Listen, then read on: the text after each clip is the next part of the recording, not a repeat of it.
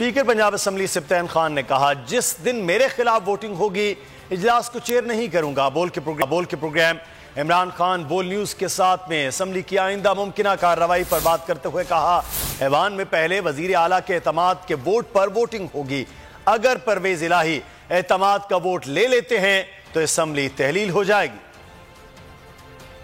Governor साहब, ये इस सेशन में उनकी अथॉरिटी या इख्तियारात में नहीं था कि उन्होंने चीफ मिनिस्टर को कहा कि आप वोट ऑफ कॉन्फिडेंस लें। हमारा चूंकि सेशन ऑलरेडी इन हाउस चल रहा था, हमने उसी को चलाए रखा। मैं आपको ये अर्ज कर रहा हूं कि इंशाअल्लाह पहले चीफ मिनिस्टर अपना वोट ऑफ कॉन्फिडेंस लेंगे और असेंबलीज डिसॉल्व करेंगे और उसके बाद मेरे और डिप्टी स्पीकर के खिलाफ नो कॉन्फिडेंस आएगा। वो अभी आ जाए, हम अगले 2 मिनट में हम रिजाइन करके नीचे उतर के अपने एमपीएस के साथ बैठ जाएंगे।